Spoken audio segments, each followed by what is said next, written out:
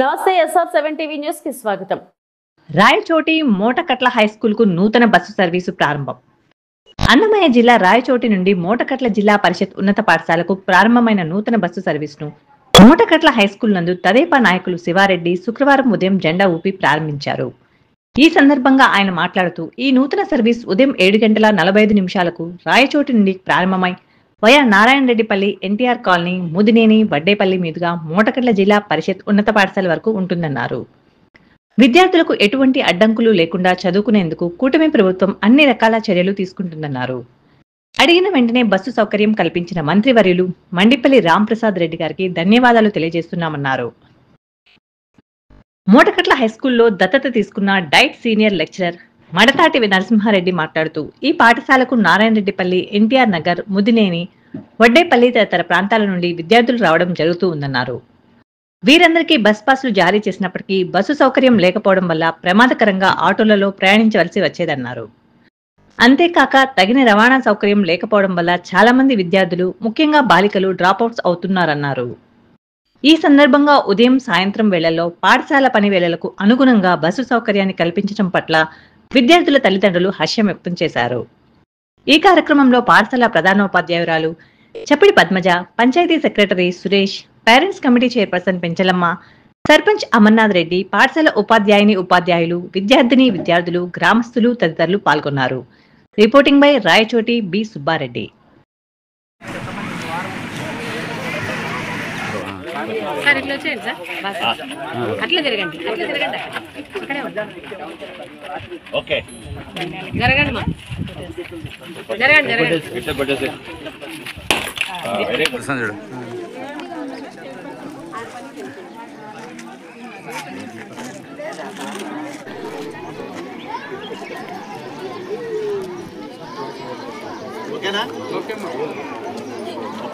ఈరోజు నా పేరు మడతాటి నరసింహారెడ్డి. నేను డైట్ సీనియర్ లెక్చరర్గా విధులు నిర్వర్తిస్తున్నాను. ఈరోజు మోటకట్ల జిల్లా పరిషత్ ఉన్నత పాఠశాలకు రాయచోటి నుంచి నూతనంగా బస్ సర్వీసును ప్రారంభించడం జరిగింది. ఈ విషయాన్ని ఎందుకంటే ఈ పాఠశాలకు ఎక్కువగా ఎన్టీఆర్ కాలనీ మరియు ముదినేని, వడ్డేపల్లి ఆ ప్రాంతాల నుంచి ఎక్కువ మంది విద్యార్థులు, దాదాపు 100 మంది విద్యార్థులు ఆ ప్రాంతాల నుంచి వస్తున్నారు. అయితే బస్సు సౌకర్యం లేకపోవడం వల్ల వాళ్ళు ఆటోల్లో ప్రయాణించవలసి వచ్చేది. దానివల్ల చాలా ప్రమాదకర పరిస్థితుల్లో ఆటోల్లో రావాల్సి వచ్చింది. ఈ సమస్యను మన గౌరవ మంత్రివర్యులు శ్రీ మండిపల్లి రాంప్రసాద్ రెడ్డి గారి దృష్టికి తీసుకోవడం జరిగింది. వెంటనే ఆయన స్పందించి 24 గంటల్లోనే ఈ పాఠశాలకు బస్సు సౌకర్యాన్ని కల్పించినారు. దానికి ఈ పాఠశాల తరఫున మేమందరం కూడా ప్రత్యేకంగా ధన్యవాదాలు తెలియజేస్తున్నాం. దీనివల్ల అంతేకాకుండా ఈ బస్సు సౌకర్యం లేకపోవడం వల్ల ఈ ఆటోల్లో వచ్చేదానికి ఆడపిల్లలకు చాలా ఇబ్బంది ఉండడం వల్ల చాలామంది ఆడపిల్లలు డ్రాప్అవుట్ అవుతున్నారు. దానికి పరిష్కారంగా కొంతమంది తల్లిదండ్రులు అయితే ఏకంగా తమ ప్రాంతాలకు వచ్చే ప్రైవేటు పాఠశాలలో బస్సులు ఎక్కించి ప్రైవేటు పాఠశాలలో చేర్చి ఆర్థికంగా కూడా చాలా నష్టపోయే వాళ్ళు. ఈ అన్ని సమస్యలకు పరిష్కారంగా ఈరోజు ఈ బస్ సర్వీస్ను ప్రారంభించడం జరిగింది. నేను కూడా ఈ పాఠశాలను దత్తత తీసుకోవడం జరిగింది. అంతేకాకుండా ఈ పాఠశాలలో డొక్కా సీతమ్మ మధ్యాహ్న భోజనం ద్వారా సన్న బియ్యంతో మంచి ఆహారం, పౌష్టికాహారాన్ని అందించడం జరుగుతుంది.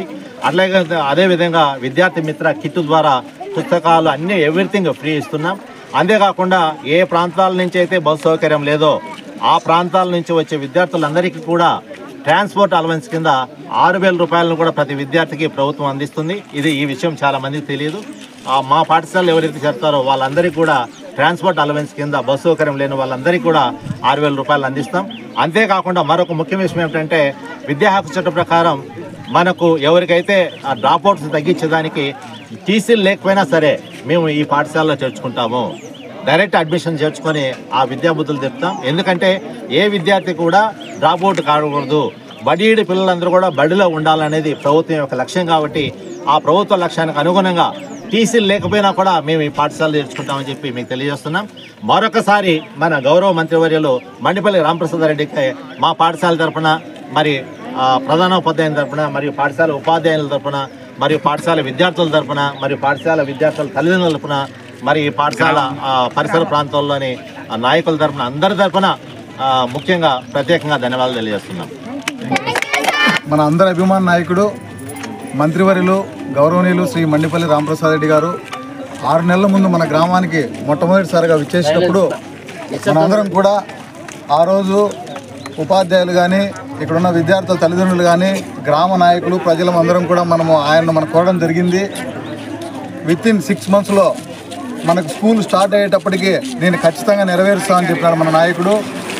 ఈరోజు స్కూలు స్టార్ట్ అయినప్పటికీ మొదటి వారంలోనే మనందరికీ విద్యార్థులందరి సౌకర్యార్థము రాయచోటు నుంచి వైఆ నారాయణరెడ్డిపల్లి గ్రామం మీదుగా మన ఎన్టీఆర్ నగర్ కాలనీ మీదుగా మన మూటకట్ల గ్రామానికి వంగిమల్ల వల్లపల్లకు బస్సు ఏర్పాటు చేయడం చాలా అభినందనీయం. ఆయనకు మనం అందరం రుణపడి ఉండాలి. అదేవిధంగా మన గ్రామం అంటే ఆయనకు ఎంతో అభిమానం. వాళ్ళ తల్లిదండ్రులు వాళ్ళ తండ్రి ఒకప్పుడు ఎమ్మెల్యే ఉన్నప్పుడు 30 ఏళ్ల ముందు 40 ఏళ్ల ముందు నుంచి కూడా మన గ్రామంతో ఆ కుటుంబానికి అవినాభావ సంబంధం ఉంది. బస్సు ఒకటే కాదు, రేపొద్దున మన గ్రామానికి ఏ అవసరం వచ్చినా సిమెంట్ రోడ్డు కానీ ఇదే మన ముందరెళ్ళి కల్వట్టు నిర్మాణం ఏదో మనం ఆల్రెడీ పెట్టాము. ఈ స్కూల్ డెవలప్మెంట్కి కూడా ఇంకా ఏమన్నా అవసరమైనా కూడా ఇంకా మంచినీరు కానీ గ్రామంలో వేరే ఏమన్నా సౌకర్యాలు కావాల్సినా కూడా మా దృష్టికి తీసుకొస్తే మేము మన అభిమాన నాయకుడు మంత్రి గారు తీసుకెళ్తాం. తద్వారా వెనువెంటనే ప్రతి కార్యక్రమం ఆయన మనకు అన్నీ పరిష్కరిస్తున్నాడు. కాబట్టి ఆ అభిమానాన్ని మనం వచ్చే భవిష్యత్తులో చూపించాలని మీ అందరి ముందర నేను మీకు విన్నవించుకుంటూ అవకాశం ధన్యవాదాలు తెలుస్తున్నాను. అదేవిధంగా మన స్కూల్ విషయానికి వస్తే మనం అందరం ఇక్కడే చదువుకొని ఈరోజు ప్రయోజకులైనాం. ఎంతోమంది విద్యార్థులు నాలాంటి వాళ్ళు ఇదే స్కూల్లో చదివి ఈరోజు అమెరికా కానీ విదేశాల్లో కానీ బెంగళూరు హైదరాబాద్ అంతా సాఫ్ట్వేర్ ఇంజనీర్స్గా వివిధ హోదాల్లో పనిచేస్తున్నారు. మనం ఇలాంటి ఉపాధ్యాయులకు మనం ఎప్పుడు రుణపడి ఉండాలి, వీళ్ళని మనం గౌరవించుకోవాలి. ఈరోజు మన రిటైర్డ్ హెడ్ మాస్టర్ గారు మన మడితాటి నరసింహారెడ్డి సార్ ఆధ్వర్యంలో మన మూటకట్ల గ్రామం ఆయన ఒక ఆదర్శవంతమైన పాఠశాలగా చేద్దామని చెప్పేసి ఆయన ముందుకు వచ్చి ఎవరూ చేయరు ఇలాంటి కార్యక్రమం ఆయన దత్తత తీసుకొని ఈరోజు స్వకష్టంతో అంతో ఇంత ఆయన ముందుకు వచ్చి చేస్తున్నాడంటే మనమందరిని ఆయన అభినందించాల్సిందిగా కోరుతున్నాను.